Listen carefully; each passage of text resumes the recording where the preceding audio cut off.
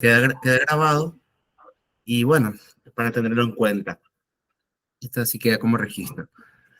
Bien, bienvenidos a todos. Queremos empezar puntual, ya estamos las 19:01. Así que bueno, les damos una bienvenida. Muchísimas gracias por tomarse su tiempo para participar en este webinar. Por eso, más que todo un conversatorio, en torno a un tema que siempre nos convoca y nos provoca, que es la iglesia en sí misma. La iglesia en el sentido más estricto de la palabra, esta iglesia que quiere continuar ese proyecto que empezó con Jesús. Ya muchos le conocen a Fernando Kuhn, casi no es necesario presentarlo. El clásico de la eclesiología y la cristología que nos puede ir iluminando muchas cosas. Les comento que este conversatorio está en el marco, se sitúa, se contextualiza en torno al libro que Fernando escribió, se llama La Iglesia Servidora del Proyecto de Jesús, y donde él nos propone algunas claves eclesiológicas para pensar la iglesia en la actualidad, en la contemporaneidad, con todos los desafíos que ello convoca, ya sea llámese globalidad, diversidad, etcétera, etcétera. Al mismo tiempo vamos a estar tratando con Fernando de ir encontrando puntos de contacto de esta iglesia que empezó hace 2000 años y cómo se mantuvo la historia y esa historia cómo nos puede incentivar a encontrar nuevos consensos a las nuevas realidades que tenemos hoy en día. Porque al final de cuentas sabemos que la iglesia busca nuevos consensos cuando encuentra dificultad de expresar el evangelio en una cultura determinada. Así que bueno, en ese contexto entonces le estamos teniendo a Fernando Kuhn que nos va a estar iluminando. Al mismo tiempo también recordarle, y luego al final retomamos esta idea, que en septiembre comenzamos un curso sobre historia de la iglesia, en donde estos temas que va a estar hablando Fernando Kuhn van a encontrar una profundización. Más adelante, al final del encuentro, vamos a estar ahondando en esta situación. Así que mientras tanto, le dejamos a Fernando que nos dé su palabra y que nos ayude también a la reflexión. Que tengan una excelente tarde. Yo voy a estar por acá nomás dando vueltas. Bueno, buenas tardes. Es un gusto también compartir con ustedes. Creo que hay muchas caras que veo, que conozco, que nos hemos visto en distintos lugares. Quizá también haya gente que es la primera vez que establecemos contacto, así que por de pronto es un gusto estos espacios que se dan, ¿no? De intercambio y de encuentro. Ahí voy viendo muchas caras conocidas. Bueno, les cuento. La iglesia servidora del proyecto de Jesús. Y justamente este conversatorio es, como decía recién Adrián, para dar pie a lo que pronto va a pasar de que va a haber un curso sobre historia de la iglesia. Sería lindo que lo pudieran hacer, que siempre ayuda a conocer la historia de nuestra querida comunidad, de nuestra querida iglesia. Les cuento lo siguiente. Cuando hacemos la relación entre iglesia y Jesús, a veces podemos tener como una mirada más institucional, como por decir así. Si yo trabajo en una empresa, entonces y digo, bueno, ¿quién empezó esta empresa? Y busco, bueno, tal persona fundó esta empresa y como si fuera simplemente la fundación de una asociación o de una institución y nada más. Ahora, ¿cuál es la relación? ¿Por qué la iglesia comienza desde Jesús y Jesús qué quiso realmente cuando él predicaba? Eso va a ser el punto de trabajo de lo que hoy les quería presentar, para que después cada uno lo pueda profundizar y después se puede dar un intercambio, lo pueden después descubrir más si hacen el curso de historia de la iglesia. Lo importante, yo les voy a ir poniendo como algunos tips para que ustedes no se olviden y que le vayan quedando como claros, o sea, como elementos importantísimos a tener en cuenta. Primer elemento, Jesús no fue un solitario. Si lo comparamos con Juan el Bautista, nosotros vamos viendo lo siguiente. Juan el Bautista se fue a vivir al otro lado del Jordán. Es decir, que la gente que lo quería ver tenía que cruzar el río e irse al desierto. Entonces, Juan, más bien, vieron que como dicen los evangelios, si toman, por ejemplo, el capítulo 1 del Evangelio de Marcos, desde el versículo 2 al versículo 8, nos cuenta rápidamente cómo era la vida de Juan. Juan vivía en el desierto, comía miel silvestre, se alimentaba de langostas, vestía con piel de animal, es decir, más bien llevó una vida muy sacrificada. Y los que lo querían escuchar a Juan tenían que cruzar el río y adentrarse en su lugar, en su comunidad. Juan, por supuesto, era muy atractivo en su predicación, por eso la gente lo buscaba, le gustaba escucharlo. Pero después que lo escuchaban predicar, la mayoría volvía a su casa, volvía a sus comunidades, a sus lugares y demás. En cambio, un pequeño grupito se quedaba viviendo con Juan, que son los llamados discípulos de Juan. En cambio, Jesús, si ustedes nos tomáramos el trabajo de leer los evangelios, vemos que Jesús no se queda en un lugar fijo. Por eso hago la comparación con Juan. Juan está en el desierto, del otro lado del Jordán. Jesús, ¿dónde lo vemos? Hoy lo vemos caminando entre una ciudad y otra, lo vemos en Cafarnaúm muchas veces, lo vemos a orilla del lago, lo vemos que va a la Decápolis, lo vemos que vuelve de la Decápolis, lo vemos que va a Jerusalén, que vuelve de Jerusalén, que recorre muchos pueblos, que lo vemos que entra a un pueblo que se llama Naín. Es decir, si cada uno de ustedes agarrara el Evangelio y lo leyera, a ver, ¿qué itinerario hace Jesús? Si nos tomáramos ese camino. Por ejemplo, si yo tengo que describir la vida de una persona, cualquiera sea, podemos pensar en nuestra propia vida, nosotros nos definimos en parte por lo que hacemos en el día a día. Por ejemplo, si una persona le dedica muchas horas a trabajar y varía en los trabajos, bueno, es una persona trabajadora que va a tantos lugares, ¿no? Si la persona después llega del trabajo y va al gimnasio, bueno, esta persona cultiva su salud yendo al gimnasio. Esta persona, es decir, vamos viendo lo que es el itinerario de la vida de una persona por lo que va haciendo en el día a día. Entonces, ¿qué es lo que pasa con Jesús? Si nosotros nos dedicáramos a ver qué hace Jesús, tomando cualquiera de los 4 evangelios, y miráramos el día a día, vemos que Jesús no se queda quieto en ningún lugar. Jesús no es una persona estática. No es que él se queda en la sinagoga, por ejemplo, de su pueblo, de Nazaret, o que va a la sinagoga de Cafarnaúm, se sienta en la puerta de la sinagoga y ahí espera que la gente venga. No. No se va con Juan tampoco al otro lado del Jordán al desierto, tampoco. No se va al templo de Jerusalén, tampoco. Jesús es un itinerante. Jesús está en los caminos, en casas, a orilla del lago, en la montaña, en la llanura, rodeado de mucha gente, con grupitos. Permanentemente lo vemos en itinerancia, podríamos decir. Es una primera idea. Y segunda idea es que también lo vemos entrando a casas. Fue a comer a la casa de tal, visitó esta otra casa, fue a curar a un enfermo a la casa. Es decir, no es un Jesús que se queda esperando, sino que también es un Jesús que entra, que se mete en la vida de la gente. Entonces, eso es un segundo elemento. Tercer elemento, itinerante, un Jesús que se mete en la vida de la gente. Un tercer elemento, decíamos al principio, pero ahora lo reafirmo, Jesús no es solitario, sino que está siempre buscando formar comunidad. Entonces, si decimos que Jesús siempre está buscando formar comunidad, quiere decir que la comunidad es algo importante en él. O sea, Jesús no decide vivir solo. Ojo, Jesús no forma familia, no se casa, no tiene hijos. O sea, en ese sentido, sí vive solo, pero no vive en solitario, no es un solterón que vive aislado y nada más, sino que es soltero, pero vive rodeado de mucha gente. Y también ahí podríamos leer en los evangelios y vemos que permanentemente llama a gente para que lo siga. Si tomamos los inicios de los evangelios, Marcos, Mateo, Lucas, Juan, vamos a ver que enseguida llama a discípulos.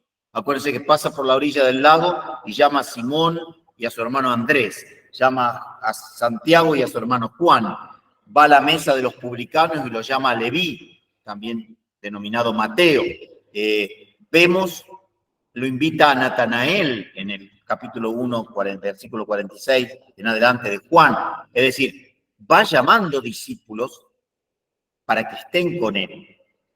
Es decir, Jesús es feliz formando una comunidad. Entonces, y otras veces, no solamente forma comunidad Jesús llamando, sino que hay gente que se le agrega, que lo empieza a seguir. O sea, que va tras él.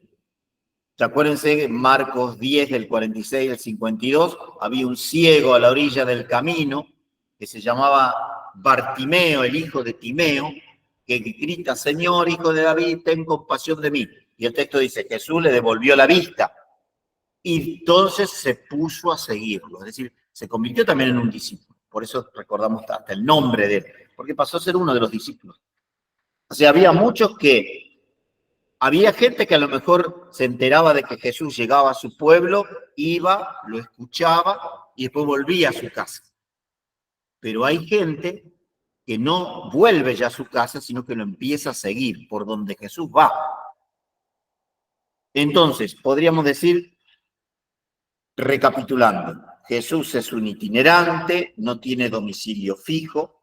Por otro lado, Jesús anda los caminos de la gente, se mete en la vida de la gente, en el buen sentido, no como el metiche que anda chusmeando a ver qué le pasó a este. No, se mete en la profundidad de la necesidad de la gente. Y tercero, es un Jesús que vive formando comunidad.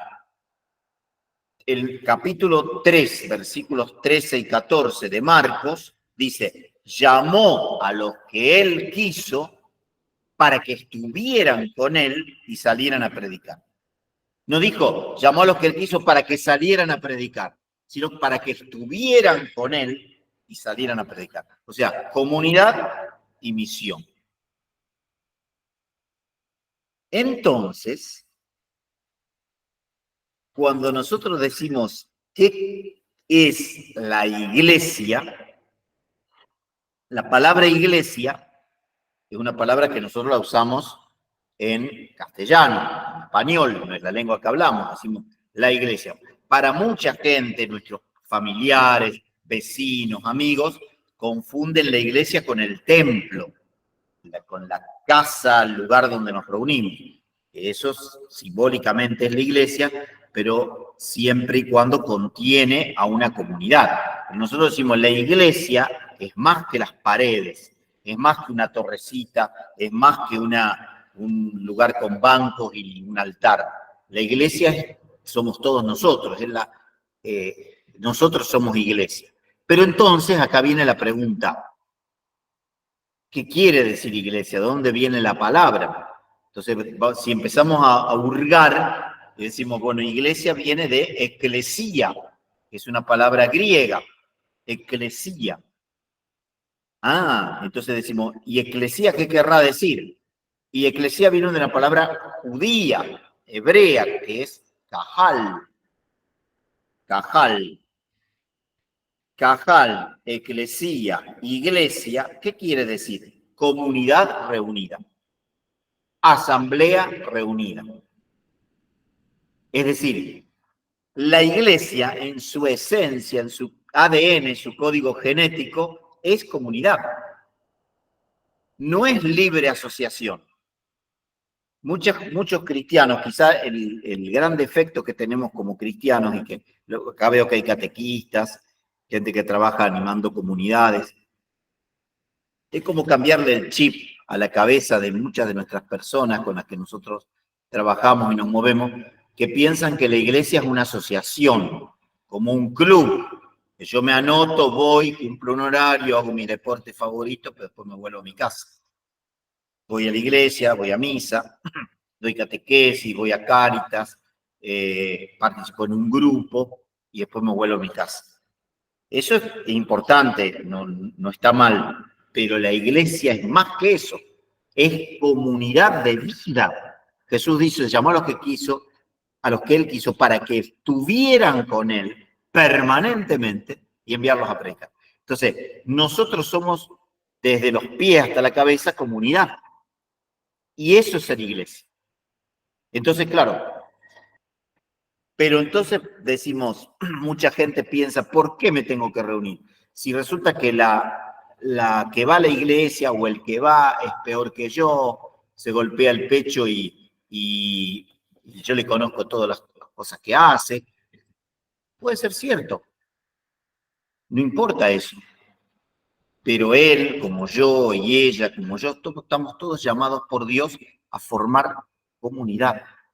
Y no la comunidad de los perfectos, sino la comunidad de los llamados a ser perfectos. Es decir, llamados a corregir y purificar todo aquello que tenemos como defectos, cosas a trabajar, para poder crecer en el ser comunidad. Y el ser comunidad no es una idea que se le ocurrió al Papa, no es una idea que se le ocurrió al párroco de turno, no es una idea que se le ocurrió a los catequistas más simpáticos, sino que en realidad viene de Jesús mismo. Jesús hizo una comunidad. Por eso, si nosotros miramos los evangelios, fíjense, tomen el evangelio de Marcos, ya desde el versículo 16 del capítulo 1 está llamando discípulos. Enseguida, no deja pasar el tiempo. No es que lo hace al final cuando ya lo van a crucificar y va a quedar, ¿qué va a pasar con esta gente? No, desde el principio está formando comunidad. Luego, también el Evangelio de Mateo, claro, el Evangelio de Mateo empieza un poquito más tarde porque acordémonos que el Evangelio de Mateo hay 2 capítulos, que es la infancia de Jesús, por lo tanto ahí todavía no puede llamar discípulos. Después el capítulo 3 es la predicación del Bautista. Capítulo 4, después las tentaciones del desierto, ahí Mateo empieza a llamar discípulos también desde el capítulo 4. Lucas, lo mismo. Hay 2 capítulos dedicados a la infancia de Jesús, hasta que se pierde en el templo al final del capítulo 2. Capítulo 3, también, igual que Mateo, cuenta lo del Bautista. Y el capítulo 4, cuando Jesús empieza a predicar, también llama discípulos. Y Juan, en el capítulo 1, después del versículo 18, a partir del versículo 19, el mismo Juan el Bautista le deriva discípulos a Jesús. Ese es el Cordero de Dios. Síganlo, ahí, vayan con él.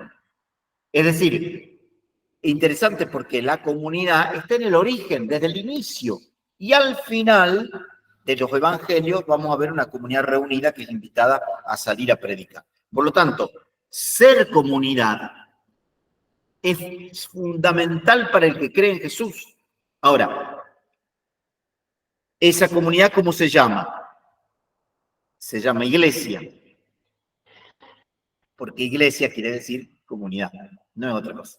Entonces, esto me parecía importante resaltarlo hoy como primer aspecto, porque muchas veces nosotros entendemos la iglesia como institución, como templo, como asociación, como el lugar que voy si quiero y si no quiero no voy.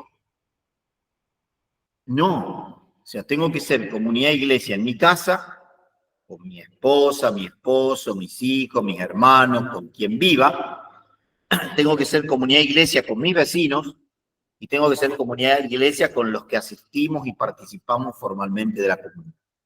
Esto es importante, aunque para algunos quizás ya sea algo sabido, es importante recordarlo. Entonces, cuando nosotros decimos qué relación tiene la iglesia con Jesús, es que Jesús desde el principio quiso formar una comunidad. Desde el principio quiso formar una comunidad. O sea, la iglesia no se entiende sin Jesús, pero Jesús no se entiende sin iglesia. Y acá hay un dato interesante, que vamos a dar un pasito más. Seguramente sobre todo los que trabajan con catequesis de adultos, o a lo mejor desde adolescentes en adelante, a lo mejor los niños no hacen tanto este planteo, pero los adultos y los jóvenes muchas veces te dicen así: con Jesús todo bien, pero de la iglesia no quiero saber nada. Yo sigo a Jesús, yo le rezo a Jesús, yo me encuentro con Jesús en la palabra. Y sin embargo, acá hay un dato interesante. Si vamos a la palabra, a donde digo que encuentro a Jesús, me encuentro con un Jesús que me dice: mira, tengo una comunidad, he formado una comunidad. Por eso a mí me gusta poner este ejemplo. Cuando alguien y les puede haber pasado a cualquiera de ustedes, las que son o los que son casados, casadas, o están en pareja, cuando se pusieron de novios, todos empezaron porque les gustaba la otra persona. O sea, nadie se pone de novio por a prueba simplemente, sino que dice, algo me gusta de esta persona y por eso quiero hacer un proyecto con esta persona. Vamos a ponerle un nombre concreto, una mujer que se enamora de un hombre que se llama, por decir, Rafael, y la mujer se llama Juan. Juana y Rafael se enamoran. Para Rafael no hay nada mejor que Juana y para Juana no hay nada mejor que Rafael. Pero llega un momento que si la relación progresa, Juana le tiene que decir a Rafael, quiero presentarte a mis padres y a mis hermanos y a mi familia. Y Rafael lo mismo. Mirá, Juana, te tengo que presentar a mi familia. Y él podía decir, pero yo me enamoré de vos, no de tu familia. Pero tu familia existe, está. O sea, Juana no bajó del planeta Marte. No, Juana nació de tal y cual y vive con tal y cual y tiene una familia, un entorno. Y si yo me voy a casar con Juana o con Rafael, voy a tener suegros, suegras, cuñados, cuñadas. Es imposible quitarse esa realidad. Y lo mismo pasa con la iglesia. Yo me enamoré de Jesús. Yo quiero seguir a Jesús. Leo a Jesús en la palabra. Pero Jesús me dice, tengo familia. Si me seguís, vas a tener hermanos, gente que a lo mejor no te va a caer bien. Pero esa es la realidad. Los discípulos y las discípulas de Jesús. Por lo tanto, el que dice, yo sigo a Jesús, pero no lo sigo en iglesia, peca contra el segundo mandamiento, no hacerte imágenes de Dios. Porque a veces pasa mucho con los hermanos evangélicos, piensan que hacerse imágenes de Dios es imágenes de madera, imágenes de yeso, no, eso no es. Pues claro, por supuesto, si yo me hago esta imagen de Dios y la adoro a la imagen, evidentemente estoy contra el mandamiento. Ahora, ahí no está la raíz del mandamiento. O sea, porque yo puedo tener una imagen que me inspira, pero yo sé que Dios no está ahí. Esa imagen me ayuda a acercarme a Dios, a la Virgen, a los santos. Ese no es el problema. El mandamiento va más a fondo, es decir, no hacerme imágenes de un Jesús o de un Dios que me guste a mí. Entonces, si yo digo, yo sigo a Jesús solito, tal como lo encuentro en la palabra, pero no me importa nada a los hermanos, me hice una imagen de Jesús. Un Jesús que me viene bien a mí, en mi egocentrismo, pero que me hace excluir a los hermanos. Por lo tanto, ahí estoy pecando realmente. Porque me estoy haciendo un Jesús a mi imagen y semejanza. Ahí sí estoy adorando una imagen, aunque sea una imagen de palabra y no sea una imagen de madera. Es más profundo el mandamiento, no va a las imágenes físicas. Entonces, la comunidad es fundamental. Y en ese sentido, el mismo Evangelio de Mateo nos arroja una clara luz. Si nosotros leemos Mateo 6, todo el capítulo 6 que habla sobre la oración, Jesús dice, cuando te pongas a orar, no te pares en las esquinas, no hagas alarde de lo que estás haciendo, no te muestres, sino más bien entra a tu cuarto, métete en lo secreto y tu Padre que ve en lo secreto te recompensará. Tu Padre que ve en lo secreto te recompensará. Entonces algunos dicen, bueno, ahí está genial, porque para encontrarme con Dios me meto en mi cuarto y ahí eso está. Ese es el tema. Pero el mismo Evangelio de Mateo, en el capítulo 18, va a decir, cuando 2 o 3 se reúnan en mi nombre, allí estoy yo. ¿No? Entonces Jesús no es que dice solo en privado, ni solo en público. En privado y en público. A veces hay momentos de oración solitaria que no me aísla de la comunidad, pero también tengo que encontrarme con la. Estas primeras consideraciones son importantes porque para entender el porqué de la iglesia es importante saber que la iglesia se remite a un Jesús que quiere formar comunidad desde el principio. ¿Y cómo quiere Jesús que sea esa comunidad? Jesús quiere que esa comunidad sea una comunidad nuevo Israel. Entonces, eso también cuando vean historia de la iglesia, van a ver que Jesús no quiso, no es que él apareció y dijo, yo vengo aquí a tirar a un lado Israel y empezar algo totalmente nuevo. No era esa la política de Jesús. No quería desentenderse de Israel.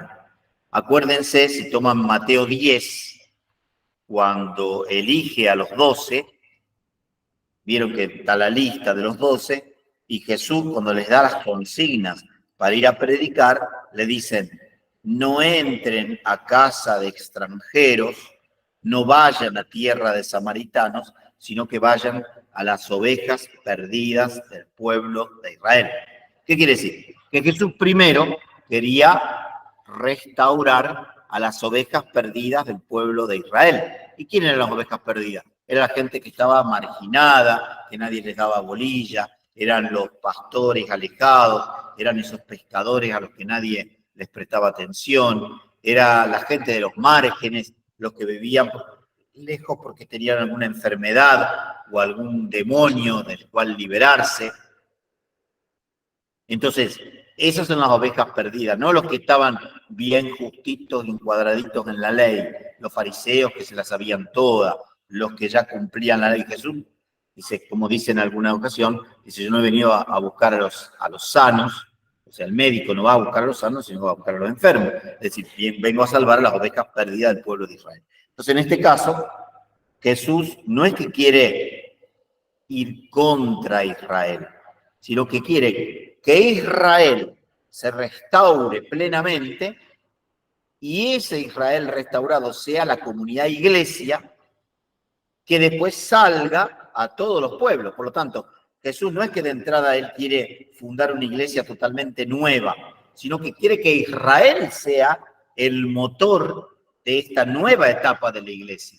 Es decir, Jesús quiere restaurar un Israel que sea la iglesia verdadera, porque Israel es visto como iglesia en el Antiguo Testamento en el capítulo 24 del libro de Josué.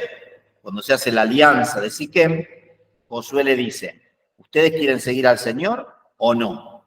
Yo y mi familia seguiremos al Señor. ¿Qué van a hacer ustedes? Y todos ratificaron, nosotros también seguiremos al Señor. Por lo tanto, esa asamblea, esa cajal, decíamos, esa eclesía, esa iglesia reunida que era todo Israel, decide ser el pueblo del Señor. Y esa es la iglesia. Entonces, cuando Jesús viene, quiere que todo Israel sea el pueblo del Señor. ¿Pero qué pasó? Muchos lo rechazan a Jesús. Empiezan a decir, este no puede venir de Dios. Y ahí se acuerdan que viene un montón de objeciones, seguramente ustedes saben. El sábado, este no cumple el sábado, este dijo que va a destruir el templo, este blasfema, o cómo va a hablar así de Dios, o esto y lo otro. ¿De dónde salió? Es un nazareno, no es de buena posición social, no está casado. Empiezan un montón de objeciones que hacen dudoso a Jesús y muchos lo rechazan. O sea, Jesús que quería que todo Israel sea el pueblo renovado y salga en misión, resulta que solo un grupito muy reducido va a ser la iglesia de Jesús.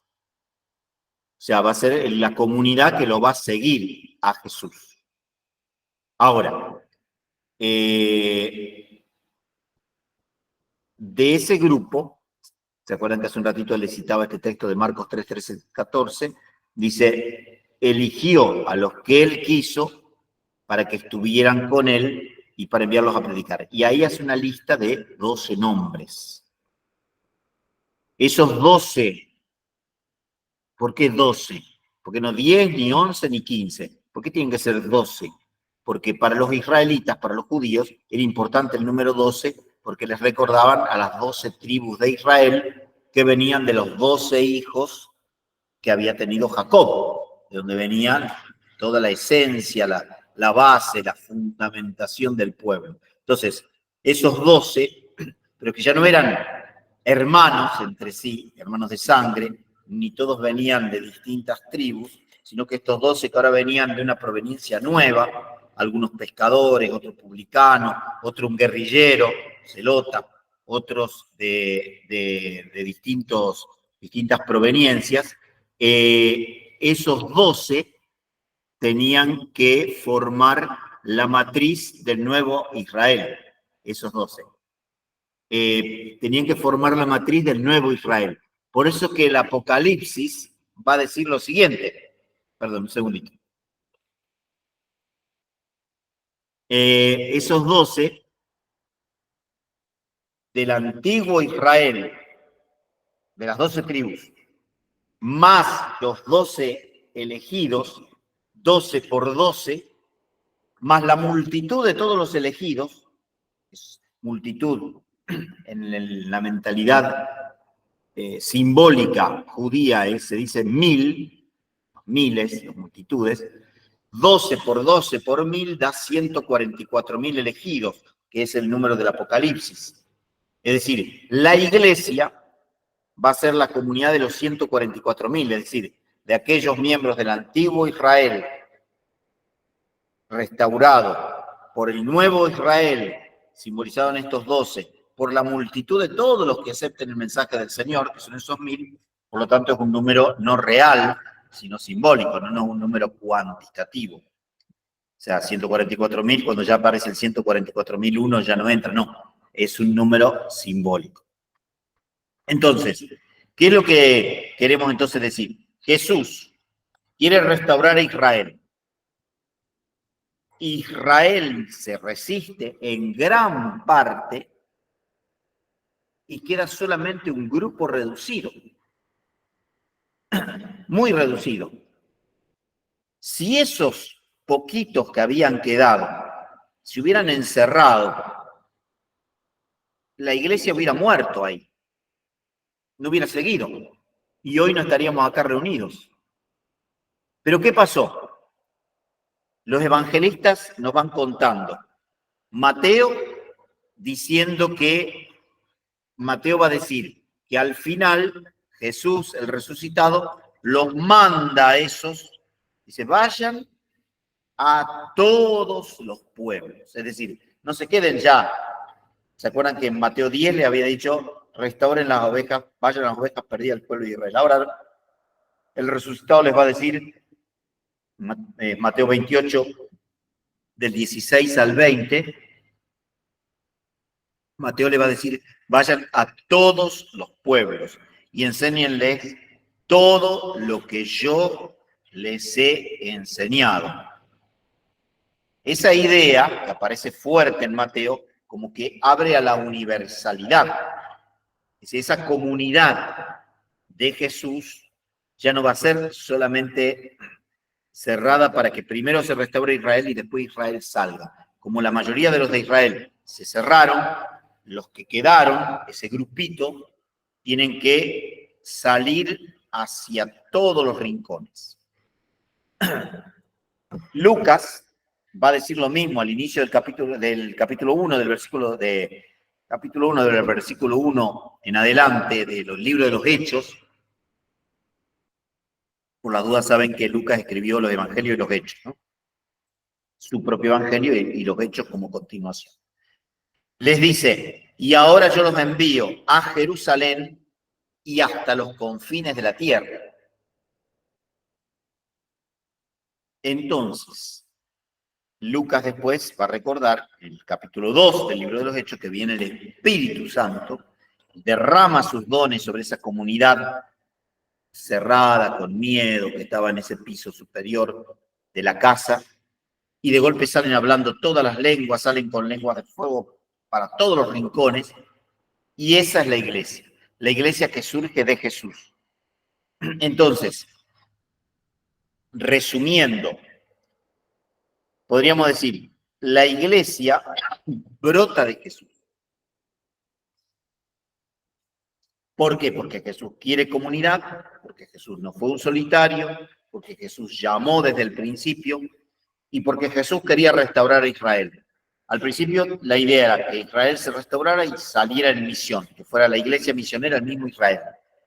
salía después a todos los rincones, pero primero restaurándose. Como ese Israel, la mayoría se cerró al mensaje de Jesús, la restauración va a seguir, pero mientras tanto tienen que abrirse a todos los pueblos.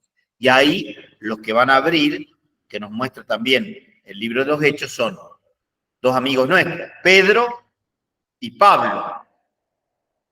Hechos 10, Pedro, que entra a la casa de un pagano, Cornelio. Cornelio, ¿vieron cuando Pedro va a la casa de Cornelio? Después, cuando vuelve, los discípulos le reclaman en el capítulo 11 del libro de los Hechos, le dice, ¿cómo entraste a la casa de un pagano? Y Pedro va a decir, tuve una visión donde apareció un mantel con muchos animales que nosotros los judíos tenemos prohibido comer, pero que me decía mata y come, y me lo dijo 3 veces, y me decía la voz de ese ángel que me hablaba, ¿por qué declaras impuro lo que yo ya he liberado de toda impureza? O sea, ahí caían todas las leyes del Antiguo Testamento en cuanto a la pureza de los alimentos. Como diciendo, los cristianos no tenemos nada prohibido de comer.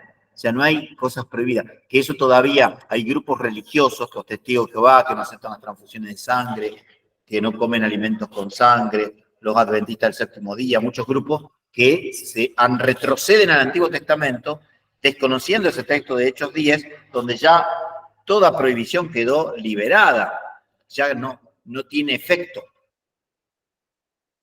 sea que Pedro abre la misión hacia la casa de Cornelio, pero también Pablo, cuando Pablo empieza a recorrer las ciudades, que va a Corinto, a Galacia, a Éfeso, a Filipos, a Tesalónica, ¿qué es lo que hace?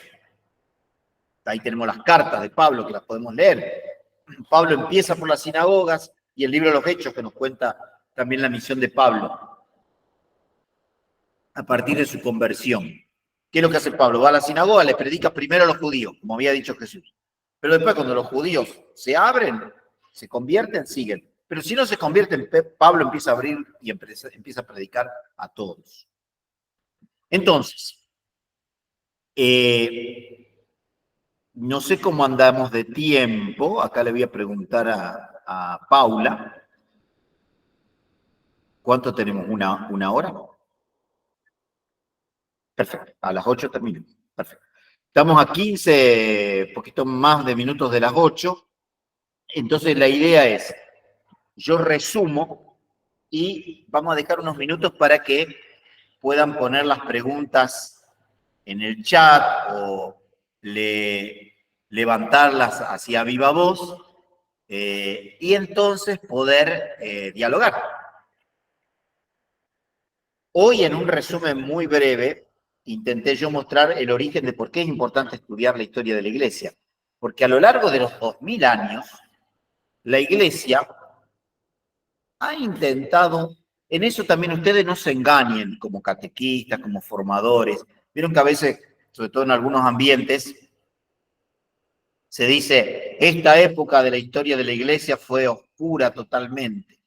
Esta época fue luminosa. En realidad, si uno mira los 2000 años de historia del cristianismo, la historia de la Iglesia, siempre hubo luces y siempre hubo sombras. Si nosotros hoy, que ponemos toda la mejor buena voluntad y a veces en nuestra pequeña comunidad, en nuestra capilla, hay peleas, imagínense que todas las épocas pasó lo mismo. A veces más, a veces menos. Hubo a lo mejor siglos peores, siglos mejores, pero nunca fue pura oscuridad ni nunca pura luz. Porque nosotros somos gracia y pecado. Somos santidad y barro al mismo tiempo. O sea, eso es importante tenerlo en cuenta. A Jesús le pasó, él eligió a sus discípulos y uno lo traicionó, los otros lo abandonaron. Es decir, la primera comunidad tampoco fue una comunidad ideal. También tuvo sus defectos. Entonces, a lo largo de los siglos, siempre, el peor de los siglos, uno siempre encuentra una perla. Y apareció siempre un hombre, una mujer, que intentó renovar la iglesia.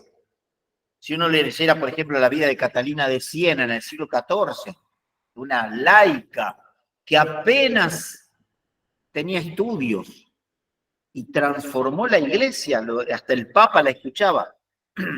Entonces uno dice, y cito a Catalina porque es menos conocida, a lo mejor siempre se habla de San Francisco, se habla de otro. Hay verdaderamente mujeres maravillosas en la historia de la iglesia. Y en época donde las mujeres contaban menos que ahora. Y sin embargo, siempre la iglesia estuvo conducida por el Espíritu. Si fuera solo por la conducción humana, ya hacía rato que habríamos desaparecido por el pecado humano. Pero sin embargo, el Espíritu siempre nos sacó adelante. Eso por un lado. Pero por otro lado, la iglesia no se entiende sin Jesús. Algunos también dicen, la iglesia empezó después, Jesús quería una comunidad y después la iglesia se fue armando. Es cierto que la iglesia se fue armando, fue tomando cosas que a lo mejor Jesús no había dicho. Jesús no dijo, tienen que organizarse de esta manera. No, hay cosas que la iglesia las fue buscando y discerniendo. Pero todo se remite a ese origen comunitario de Jesús. Jesús hizo una comunidad y no se puede entender a Jesús sin la comunidad y a la iglesia sin Jesús. Y para terminar, para dejar este rato de diálogo, ¿se acuerdan que hace un ratito yo les citaba ese texto de Mateo 28 del 16 al 20? Ahí hay un adverbio que aparece 4 veces. Dice, vayan a todos los pueblos, enséñenles todo lo que yo les, transmítanle todo lo que yo les he enseñado. Todos los pueblos, todo lo que les he enseñado. Después dice Jesús, yo estaré con ustedes todos los días hasta el fin del mundo.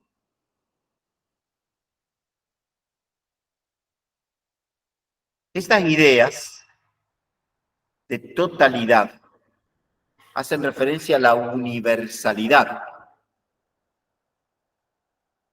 Si ningún pueblo tiene que quedar fuera. Y cuando digo pueblo, no solo digo pueblo, sino las personas. ¿Cuántas veces en los barrios nosotros excluimos? ¿Por qué no? Esta casa no voy a llegar porque tal cosa, esta tampoco, esta. Y entonces al final no son todos. Si son todos, son todos. Que después me rechacen, que no les guste el mensaje, todo eso es otra cosa. Pero yo cumplo con mi parte. Llegar a todos los pueblos. Enséñenles todo lo que yo les he enseñado. O sea, todo que yo les enseñé. O sea, no, yo les dije todo y ustedes no guarden una parte. O sea, la totalidad que nos dejó Jesús, transmítanla toda. Pero Él también nos dice, yo estaré todos los días hasta el fin del mundo. Entonces, esta idea de totalidad o de universalidad, dicho en griego, se dice católico, porque católico es hacia todos. O sea, la iglesia es católica, nosotros somos cristianos, porque creemos en Cristo. Por eso somos la iglesia de Cristo, pero a la vez somos católicos porque estamos llamados a la totalidad, a todas las culturas, a inculturarnos, a tomarlo de todos los pueblos, a enseñar todo y sabiendo que Jesús siempre va a estar con nosotros. Entonces, bueno, con esto termino y ahora sí dejemos un espacio para las preguntas.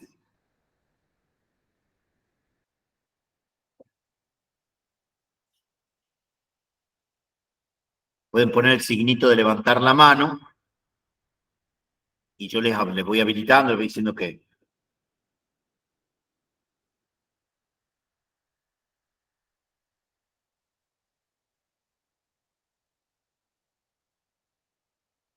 O si no, desactivan el micrófono y preguntan. O si no, escriben en el chat.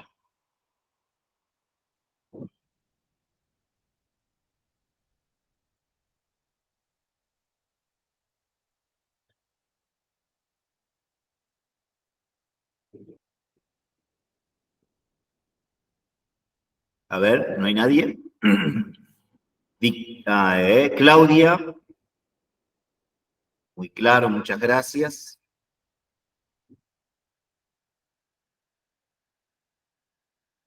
A ver, alguna otra. Luciana. No tengo preguntas. Gracias, Luciana. ¿Alguna otra cuestión? Aprovechen a preguntar, sin duda que sea, ¿no? Porque esto fue como una introducción. O que lo escriban en el chat.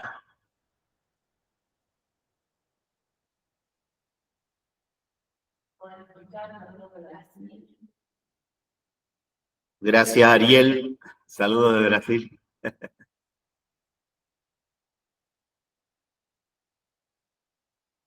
O sobre todo, sobre esto, ¿cómo explicar qué es ser comunidad hoy en día? Muy bien, ahí apareció una pregunta. ¿Cómo explicar qué es ser comunidad hoy en día?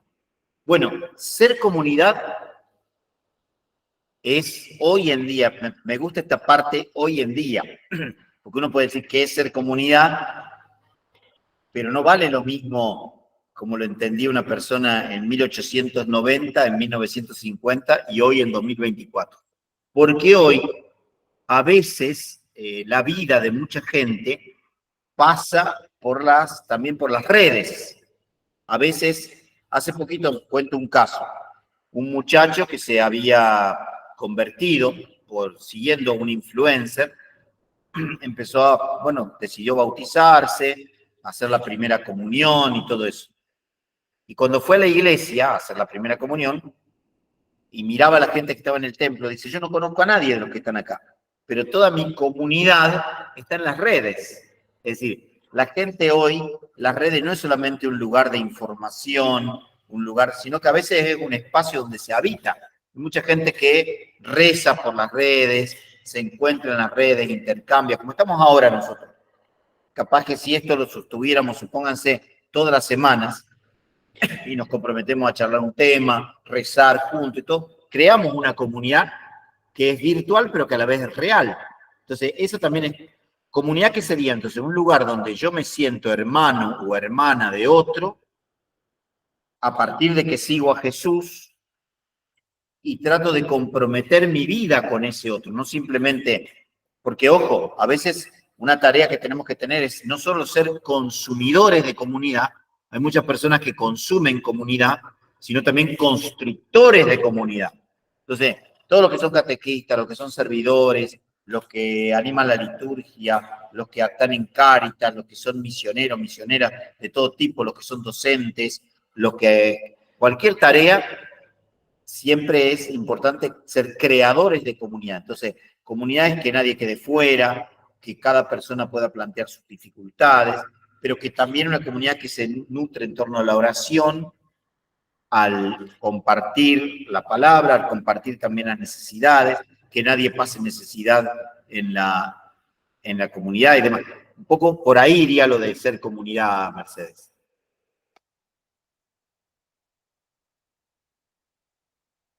Y otra cosita.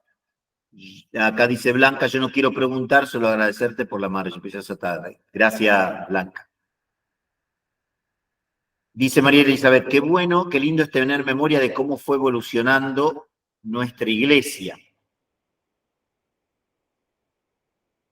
Cuando uno estudia, por eso es apasionante, si pueden hacer el curso, leer algo de historia de la iglesia, es importante porque en todos los siglos uno se queda maravillado cómo Dios despertó hombres y mujeres, comunidades que realmente se pusieron al hombro, se pusieron la camiseta y siguieron anunciando el mensaje de Jesús.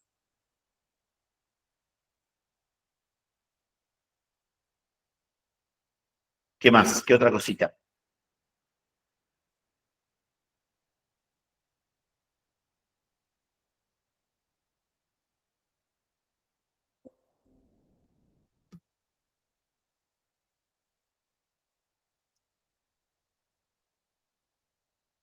Bueno, si les parece estos 10 minutos, ya que no hay preguntas, yo redondeo con una idea y después no sé si tienen que dar algún mensaje Paula o Adrián.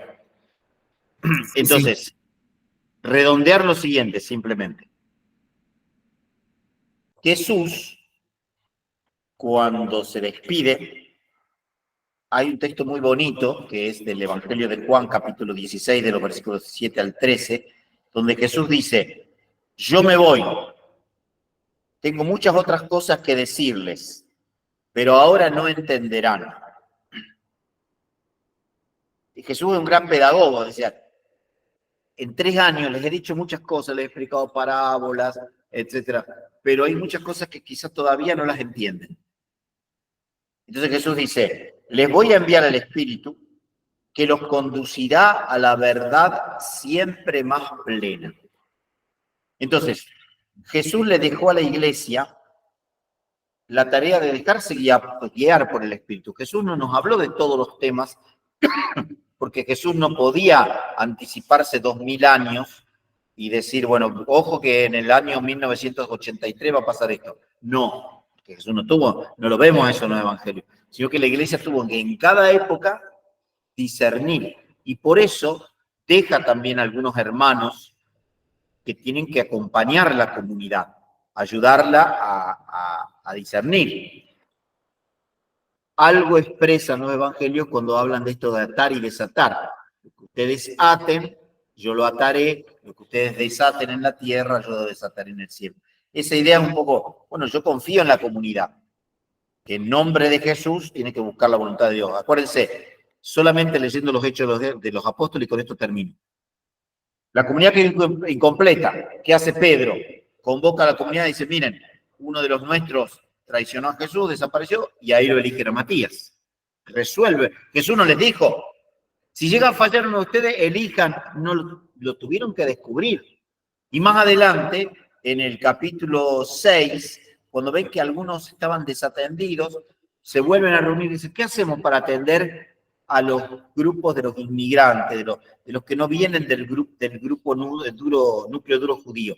Y ahí crean los diáconos. Y más adelante, en el capítulo 15, va a surgir el problema, ¿qué hacemos con los varones que no son judíos y que no sean circuncidados? ¿Se tienen que circuncidar o no se tienen que circuncidar? Y Pablo dice, no es obligatorio. Y Santiago dice, sí, es obligatorio. Discuten. Jesús no había dicho nada. O sea, Jesús confió en la comunidad que, guiada por el Espíritu, tenía que resolver muchos problemas. Por eso no nos asustemos hoy, también cuando hay discusiones en la iglesia, buscando el bien. Uno se puede romper la cabeza. ¿Cómo llegamos a estos jóvenes que están en adicciones? ¿Cómo vamos a llegar a esta situación problemática? Y a veces buscando, vamos a discutir, algunos quizás sean como Pablo, otros sean como Santiago, pero sin embargo tratar de buscar la voluntad de Dios. Y eso también es lo lindo de la iglesia. Como es comunidad, es una comunidad que tiene que seguir buscando y discerniendo los caminos para ser servidora del proyecto que trajo Jesús. Bueno, muchas gracias. Muchísimas gracias, Fernando, por tu aporte. Siempre es un gustazo escucharte. Nos diste un pantallazo fenomenal sobre la relación entre iglesia y Jesús. A veces uno no lo piensa, pero bueno, hay que trabajarlo un poquito. A veces lo que es obvio no es tan obvio al parecer. Bueno, en este marco de esta charla, les quiero invitar también a nuestra propuesta de formación que empieza ahora en septiembre sobre la historia de la iglesia, donde estos temas que Fernando estaba hablando se profundiza un poco más, viendo en cada etapa cuáles eran los problemas que había en esa etapa histórica. Ahora bien, uno se pregunta, ¿por qué estudiar el pasado? Bien, ya dijo acá Fernando, estudiemos el pasado para dar una respuesta al futuro. Solamente conociendo lo que nos pasó, podemos dar respuestas nuevas, situaciones nuevas. No para copiar lo que hicieron en el pasado, sino más bien entender las claves que usaron en el pasado para resolver las grandes crisis de la iglesia. A veces pensamos que ahora estamos en el peor momento de la iglesia, pero si uno ve un poquito la historia de la iglesia, esto es una tontería comparando a otras cuestiones que pasaron. Así que de repente conocer con más detalles, con más profundidad, nos puede ayudar a ser más creativos en la pastoral y por supuesto también a encontrar respuestas creativas a situaciones que tal vez la iglesia nunca se enfrentó. Bueno, con eso les quiero contar un poquito en qué consiste el curso de Historia de la Iglesia que empezamos ahora en septiembre. El curso dura 2 meses y es 100% a distancia. Y la dinámica es muy simple. Todos los miércoles empieza una semana nueva, son 8 semanas en total, como son 2 semanas, 2 meses, perdón. Y durante este tiempo vamos a ir a estar explorando a partir de la lectura de materiales y algunos webinars o videollamadas que son de libre participación. Cada uno puede participar en esta videollamada, si puede o no, si puede de manera sincrónica, es decir, en el momento que se esté dictando, o bien esperar un momento en que esté libre y ver los videos porque quedan grabados estas videollamadas. ¿Qué se hace con esta videollamada? Generalmente o se profundiza el material o se ve situaciones muy concretas del tema que se está abordando. En este caso, como podría ser la historia de la iglesia, se podría estar abordando qué historias nuevas estamos contando hoy con el papado de Francisco, que también tiene su novedad. Tal vez esto se pudiera abordar de forma más puntual en la videollamada y en la lectura de los materiales todo el trayecto histórico.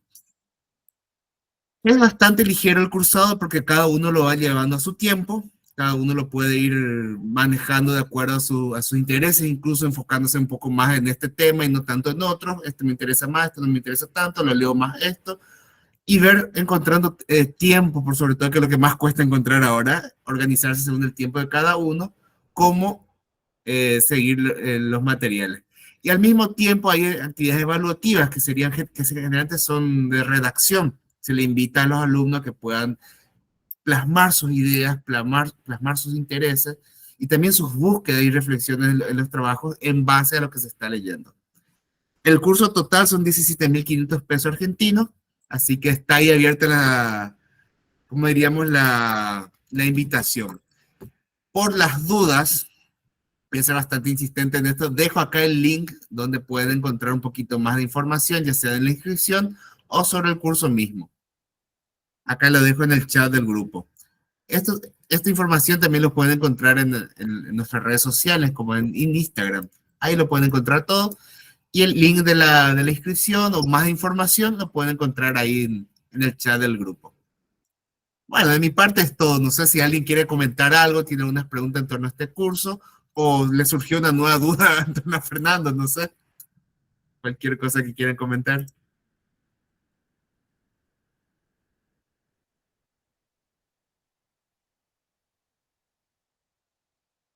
Bueno, está todo clarísimo. Como decía una amiga, cuando nadie pregunta porque estuvo clarísimo todo o porque no se entendió nada. Bien ahí. Bueno, Sí, sí, nada, yo solamente yo me enganché un poquito tarde, sí. porque, bueno, tuve algunas cuestiones y me enganché como y media por ahí. La verdad es que me enriqueció mucho en el tiempo por ahí esta lucha me encantó esto que terminaste, Fernando, con esto de que Jesús nos dejó una misión, una gran misión que es dejarnos guiar por el Espíritu Santo, ¿no? Y, y, mm, y eso le da sentido a un montón de cosas y a un montón de luchas que uno tiene como cristiano, como católico, eh, como laicos, ¿no? Que estamos, uno trata de construir el reino, de buscarlo, de encontrarlo en la comunidad y creo que, bueno, nada, eh, me llevo esto como un tesoro y como dijiste, como católicos, enseñar todo lo que Jesús nos enseña y creo que esto, nada, a mí en lo personal, por ahí quizás es el momento personal en el que estoy viendo como laica y como joven de la iglesia, bueno, no tan joven, pero bueno, eh, que me reconforta, ¿no? Me reconforta bueno, agradezco a Dios que me haya enganchado en este momentito así de compartir este conversatorio que creo que nos hace falta, nos nutre y nos acompaña, ¿no? Así que yo agradezco acá desde Buenos Aires, eh, de la parroquia Santísima Trinidad, de la comunidad Verbita. Así que bueno, nada, tratando de construir iglesia, comunidad, nada, dejarse guiar por el espíritu, así que bueno, nada, es como dice, ¿no? Es muy lindo, es muy gratificante y siempre es bueno volver a la fuente y encontrarse con la palabra, con Jesús y con lo que nos deja y con lo que que quiere de nosotros, que es la pregunta que uno siempre tiene, ¿no? Gracias. Gracias, Mariel.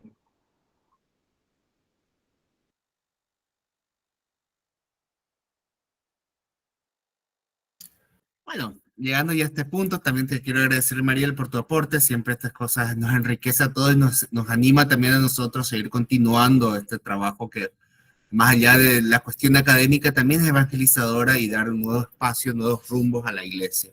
Así que muchísimas gracias.